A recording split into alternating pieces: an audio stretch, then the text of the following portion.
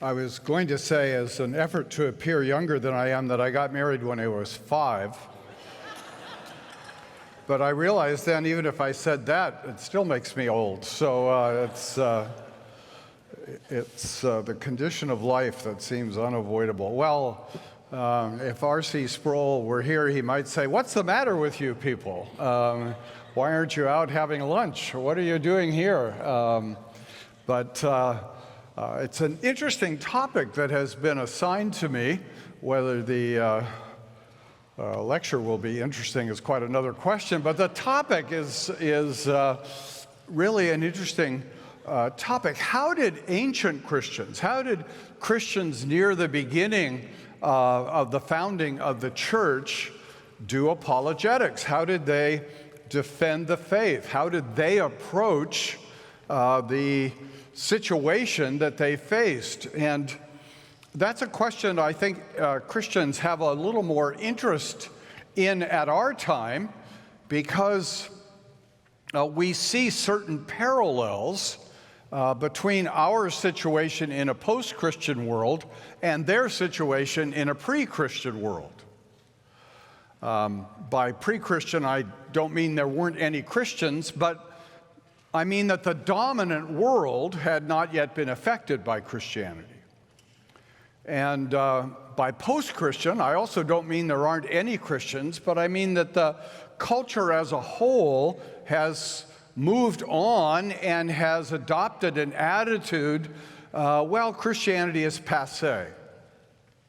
And we live increasingly in a world that has a lot of parallels to the pagan world that early Christians faced. So it is helpful, I think it is useful to pause and ask, what approach did those ancient apologists take? Now, we're not in identical situations, are we? Today, living in a post-Christian world, one of the great problems we have is getting some people to take even a look at Christianity, because they all think they know what it is. They act as if they've thought it carefully through and rejected Christianity. So we have to find a way to get people to take a second look, although in reality it's usually for most of them a first look. That's not a problem that the ancient apologists faced.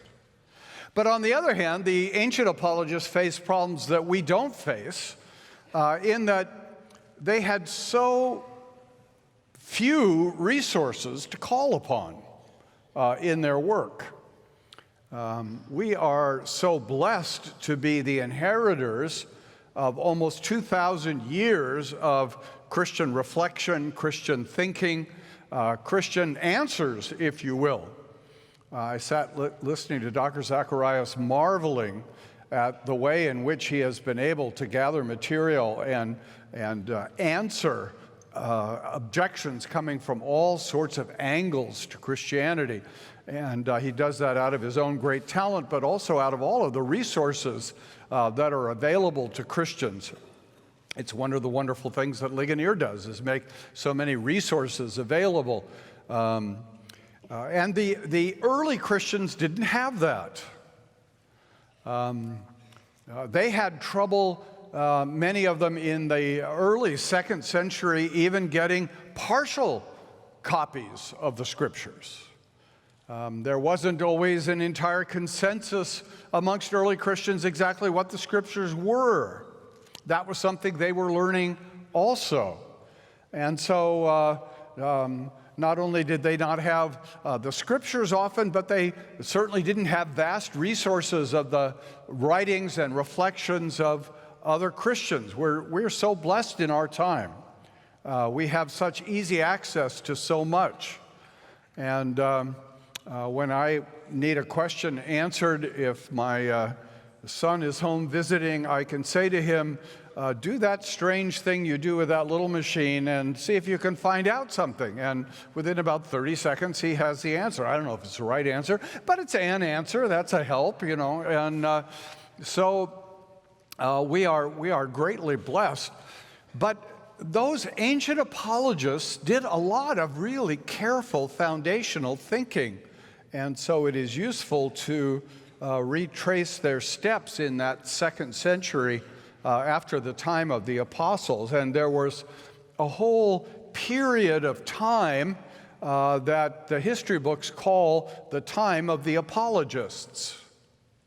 When we're talking about writings after the time of the apostles, usually the very first group of writings, the first strata of writings we have, are called the Apostolic Fathers, the early writers who come just after the apostles. And they're usually writing looking internally at Christian problems, problems of theology, problems of worship, problems of morality.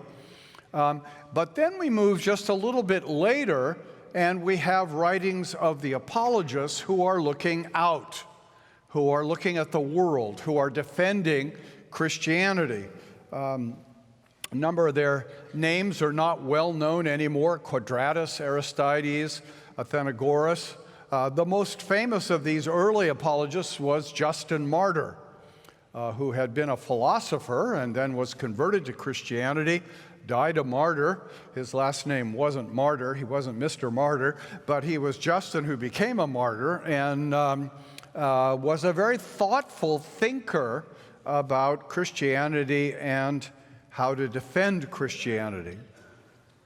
Now, of course, after the period of the apologists, there were many more apologists through the history of the church. In every age, we've had apologists. We've even had the suggestion that we're all apologists. But in that early period, there was this effort to defend Christianity. And it's interesting that those earliest apologists almost all wrote addressing the emperor, the Roman emperor, because the formal occasion of their writing was to plead for toleration of Christianity. Christianity was an illegal religion in the Roman Empire in the 2nd century. It was an illegal religion because Christians were atheists and traitors, according to the Romans. Atheists because they denied the Roman gods, and traitors because if you did not support the Roman religion, you did not support the Roman state. And so because Christians were strict in rejecting the Roman gods, the Romans were strict in rejecting the Christians. The Jews could get away with rejecting the Roman gods because they were a nation and a people. And the Romans were actually relatively tolerant of groups that they came to rule. They said it's easier to just let them do their own thing than try to change them. But Christians were not a nation.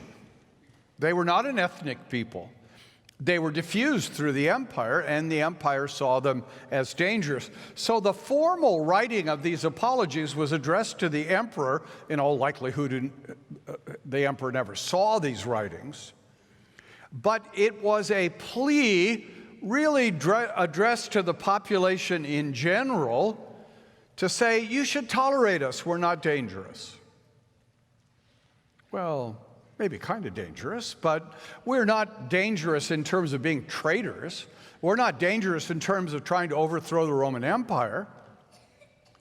And so these apologies were written to try to explain Christianity to those who didn't know anything about it, but also to kind of reinforce amongst Christians a sense that their religion made sense, that their religion could be defended. And so they set out, and in a number of ways, I think we could say that these early apologists followed a good deal of what we saw in Paul in Acts 17. They looked both for common convictions to make a point of contact, and then they talked about distinctive Christian doctrines. They also focused on what they regarded as the weak points of paganism in the world that surrounded them. And they did that on the basis of what pagan writers were themselves saying about paganism. Did you notice how several times Dr. Zacharias quoted secular writers against the secularists? If you just quote a Christian writer against secularists, the secularists are going to say, well, what would you expect a Christian to say? But if you can quote a secularist against the secularists, then maybe the secularists will pause for a minute and think. And that's to some extent what the early Christian apologists did. So, for example, they talked about the pagan myths. I don't know, does anybody study the Greek and Roman myths anymore in school? There was a time when all Westerners knew those stories well. Well, the early Christian apologists said, as your own authors have said, those myths are full of immorality and absurdity. One god raping another. One god having sexual relations with human women. Demigods being born. Wars amongst the gods. Does any of this really make any sense, the Christians said? But in saying that, they were well aware that there were many pagan thinkers who were also saying, these myths may be of some literary value, these myths may have some poetic inspirational value, but they are absurd. They're not really true. Nobody could actually believe these things. And so the Christians were actually showing themselves to be, you might say, progressive in their approach to pagan myths. That's worth thinking about. You know, I think we have to be careful not to allow ourselves to be so boxed into a corner that we appear to just be on the defensive all the time, reactionary all the time, in retreat all the time. We have to show that our religion remains vital and effective and advancing, and that we're not afraid of the ideas that surround us. Well, if they rejected the myths as immoral and absurd, they addressed the pagan philosophy and said, the pagan philosophy is not to be relied on because it's all self-contradictory. The Epicureans and the Stoics contradict one another. The Platonists and the Aristotelians don't agree with one another. But if they all claim to be proceeding from the basis of using human reason to understand the world in which we live, how can it be they come to such self-contradictory conclusions? Obviously, none of what they're saying is actually reasonable. And that too might be useful in our time, where there is equal self-contradiction amongst those confident about human reason. And then the Christians attacked pagan morals. Pagan morals. There were all sorts of things going on in pagan life that pagans themselves saw as profoundly problematic. Now, some of the things that Christians saw as problematic amongst the pagans didn't acknowledge to be problematic. But there's an intriguing book, some of you may have heard me refer to it before, by Kyle Harper called From Shame to Sin, and he explores historically the question, how did the consensus about sexual morality change from pagan sexual morality to Christian sexual morality? How did that happen in the ancient world? That should be of great interest to us since we see things moving the other way now, or having moved the other way now. And what Harper, as far as I can see, a secular historian, argues is that Christians were able to focus on the fact that in the pagan world, much of sex that went on was coercive. Slaves were forced to have sex. They had no rights over their own bodies sexually.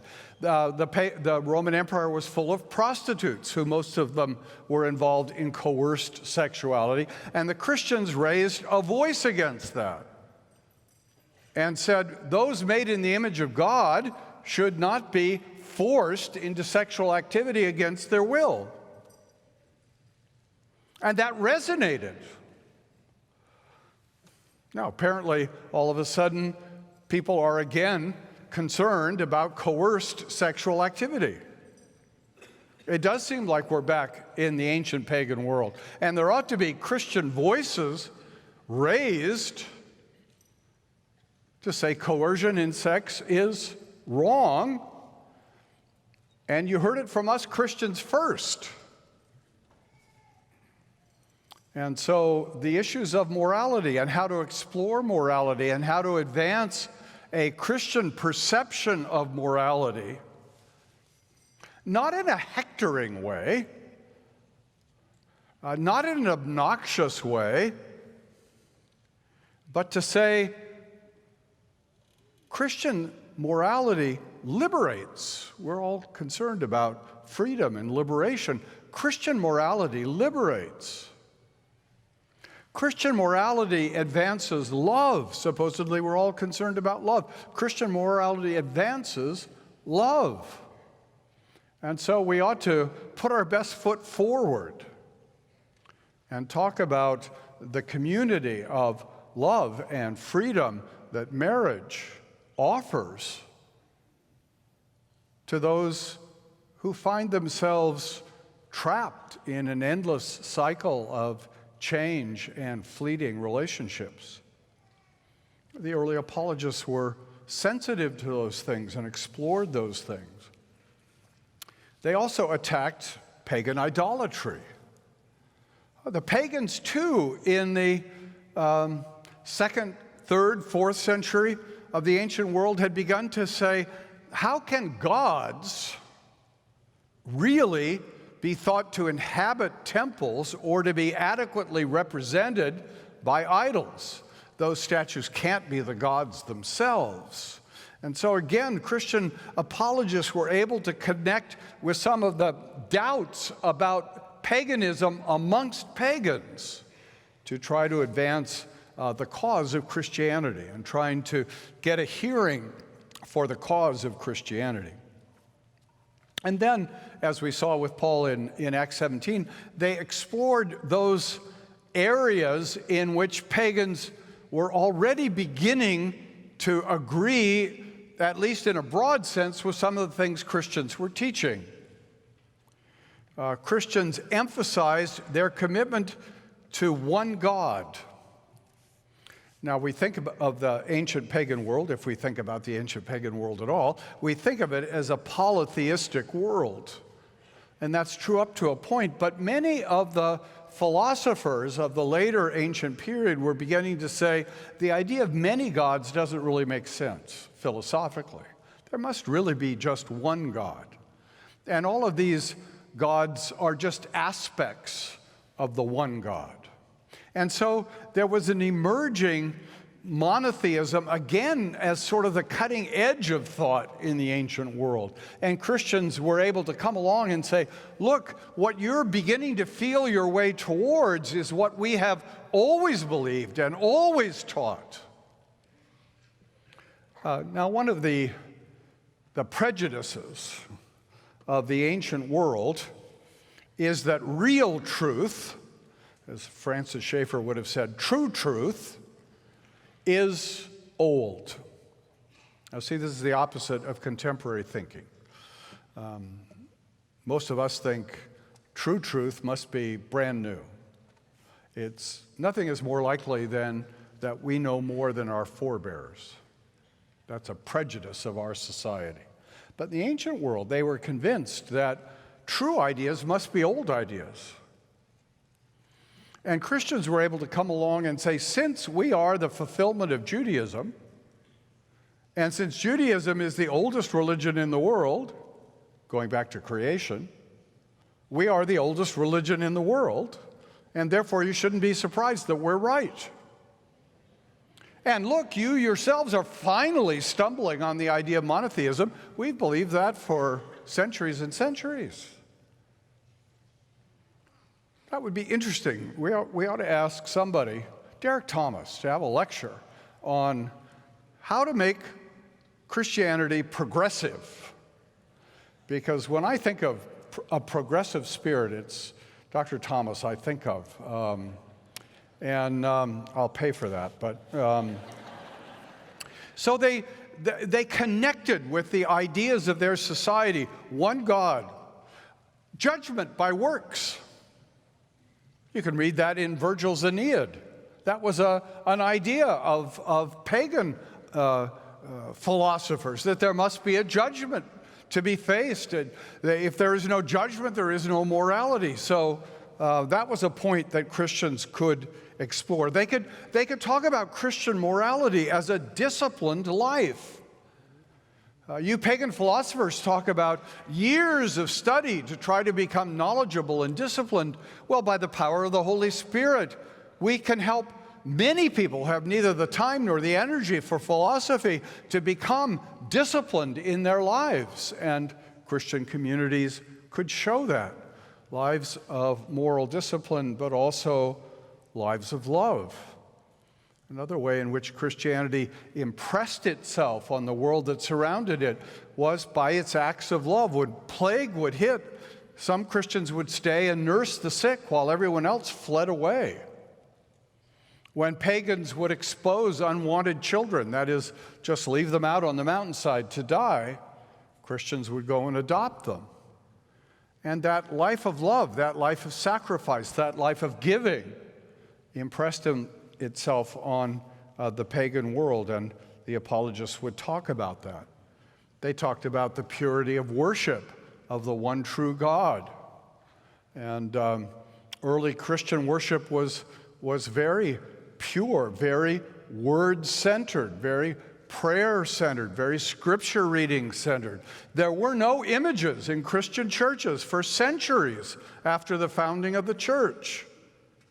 It's always intrigued me that those churches so big on tradition seem to have missed that earliest tradition. No images in the churches. And so Christians could talk about the purity of their spiritual worship of the one spiritual God. And these were all convictions, notions that resonated with pagans. I've just been reading Peter Brown's splendid little book, The World of Late Antiquity. And in there he says one of the next steps of Christian apologists was to stress revelation and conversion. Revelation and conversion. That ultimately we as Christians know what we know because God has revealed it to us. And we have confidence in that revelation. And so the apologists would go on to talk about those distinctive Christian truths that we know only by revelation, that God is a Trinity, that the one God exists eternally in three persons, or the Christian truth of the incarnation of the second person of the Trinity, or the revelation of the resurrection of Christ from the dead. These essential Christian truths these early apologists talked about to show to these pagans the fullness of Christian truth. That while there were points at which there was a resonance between what pagans had been thinking and Christian truth, there were also those elements of Christian truth that could only be known by revelation.